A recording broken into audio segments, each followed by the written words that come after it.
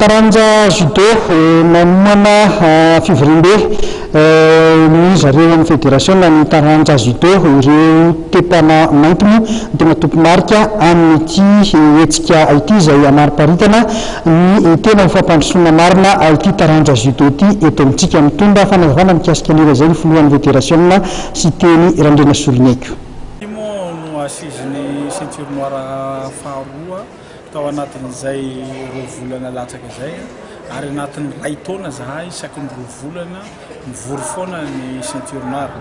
Inona ny antony? Ny antony dia tsotra satria tsy hoe fanambanina ny président ligue rehetra zany fa le ceinture noire no tena mahalala ny judo, tena tompo judo ka misy hevitra zany no dinihana teto inona les points faibles, inona les points forts, inona ny tokony atao afahana mampandroso le judo eto Madagasikara. Dia inona hoentina ao amin'ny comité directeur dia hoentina amin'ny assemblée générale ho tapahany assemblée générale dia ino no hiainanay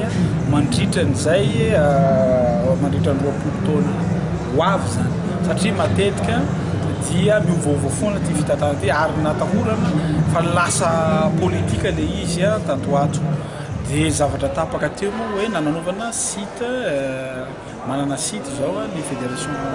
judo mba hangarahara daholo zany na ny critère na ny statut na ny fivoriana na ny résultat tonga dia mivoaka eo nareo mpanao gazety tonga dia efa mijery fotsy ao amin'ny site tonga dia rehefa mandeha la compétition tonga dia hita ao anatin'izay tapaka koa tao anatin'io zavatra io fa tsy mety ho hatsaraina amin'ny resaka commission technique hiantsona ny ceinture noire rehetra dia le histoire ny judo vila judo ny forona teto Madagasikara forona tany amin'ny faritany ireny zavatra ireny zany atao anatin'ny site ao anatin'io fa amin'ny fanapahan-kevitra n'androany zao ny fananganana ny ray koa rafitra vaovao ny commission technique izay tsy maintsy vitaina amin'ny asabotsy.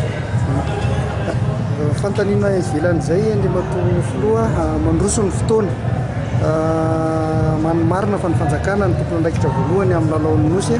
resaka fanomanana inona marina ny tena zava-misy zao ny vaovaon'ny lalaon'ny nosy na ny fanomanana na reo taranja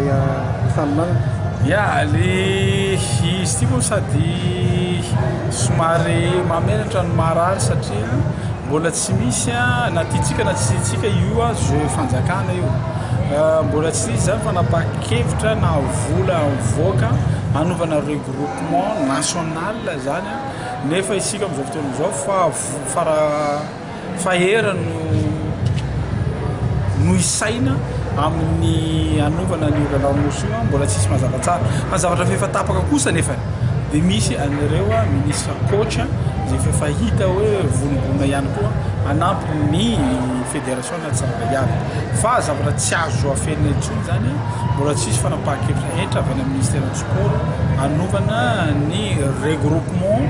ny izay andraikitry ny ministère du sport manao an'izany zavatra zany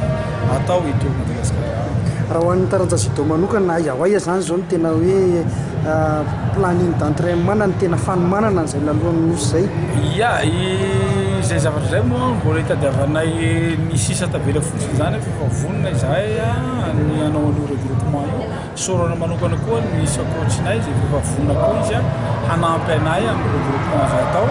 aorian'ny championnat national zay atao amin'ity avril ity tonga dia fa mipetraka zany ireo équipe nationale reo satria entre avril sy mois de mai fefa akaiky tonga dia fa mipetraka ireo équipe nationale reo zany manao regroupement marina fa manana ankizy international zay tsy mipetraka eto fa any andafy manao entraînement any fa fantatsika fa zay desir tsy maintsy complet le équipe mandeha.